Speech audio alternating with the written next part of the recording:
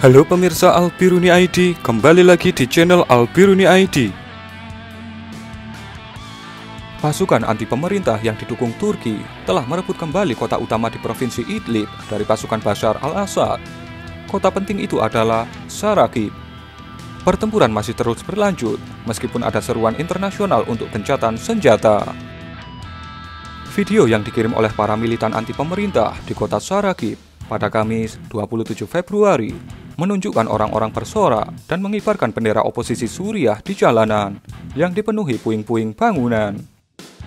Pengambil alihan kota itu yang terletak strategis di persimpangan dua jalan raya utama Suriah menjadi kemunduran besar pertama untuk pasukan pemerintah Suriah sejak Turki memutuskan untuk mengerahkan tentara dan peralatan militernya untuk mendukung kelompok anti pemerintah awal bulan ini.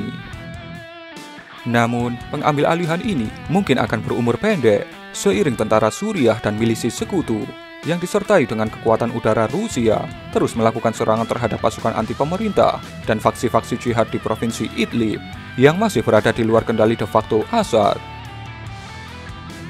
Rezim Suriah telah merebut kembali hampir seluruh bagian selatan provinsi Idlib setelah mengambil alih lebih dari 20 desa pada Kamis 27 Februari. Menurut laporan media pemerintah dan aktivis oposisi yang dikutip The Guardian. Upaya Turki untuk mengadakan pertemuan 4 arah dengan para pemimpin Rusia, Perancis, dan Jerman pada minggu depan untuk mengatasi eskalasi kekerasan di Idlib tidak diperdulikan oleh Kremlin.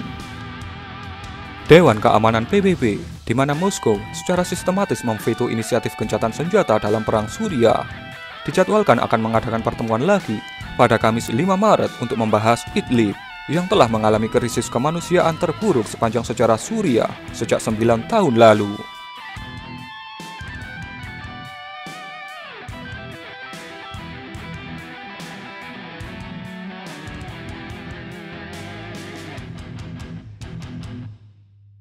Lebih dari 400 warga sipil telah tewas dan hampir 1 juta orang telah melarikan diri ke utara menuju daerah yang relatif aman di perbatasan Turki sejak Desember.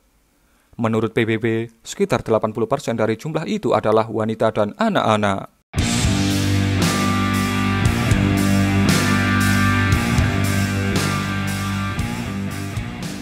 Sekitar 170 orang tidur tanpa atap dan tanpa selimut di sepanjang musim dingin. Badan-badan bantuan internasional kesulitan untuk menyediakan cukup makanan, tenda, bahan bakar, dan obat-obatan. Sekolah, masjid, pusat olahraga, dan bangunan apapun hancur, menyebabkan keluarga-keluarga terlantar, yang banyak diantaranya telah melarikan diri dari kekerasan di daerah lain di negara itu. Dengan perbatasan Turki tertutup bagi para pengungsi, mereka tidak memiliki tujuan untuk mengungsi. Pengeboman di Idlib pada awal pekan ini menewaskan 20 warga sipil, termasuk 9 anak-anak dan 3 guru. Setelah serangan udara Suriah dan Rusia menghantam 8 sekolah dan TK, di antara target lainnya dalam 1 hari. Beberapa cedera mengharuskan korban diamputasi, ada juga yang mendapat cedera neurologis, dan banyak lainnya. Situasinya mengerikan. Suara bom dan suara sirine bersaut-sautan. Orang-orang panik, ujar ahli bedah di Rumah Sakit Bedah Idlib yang didukung oleh Medicine Sans Frontiers atau Dokter Lintas Batas. 2 rumah sakit lainnya, Idlib Central dan Marit Masirin, juga nyaris hancur setelah peluru kendali dan peluru artileri jatuh kurang dari 100 meter dari fasilitas itu. Provinsi Idlib dan pedesaan di sekitarnya secara teknis dilindungi oleh kesepakatan deeskalasi yang diprakarsai oleh Ankara dan Moskow pada 2018. Kesepakatan itu mulai diabaikan tahun lalu setelah kendali sebagian besar wilayah itu direbut oleh kelompok anti pemerintah Hayat Tahrir al-Syam atau HTS. Terlepas dari peringatan dari PBB dan badan-badan bantuan, Damaskus meluncurkan serangan besar-besaran di provinsi Idlib dengan alasan HTS tidak tercakup dalam kesepakatan deeskalasi. Ini alasan politik yang cukup licin dari pihak Damaskus kalau kita cermati. Pada awal Februari, Turki mengerahkan sekitar 12.000 tentara untuk menopang kesepakatan dan melindungi perbatasan, yang mengarah pada bentrokan langsung pertama antara pasukan pemerintah Turki dan Suriah dalam perang.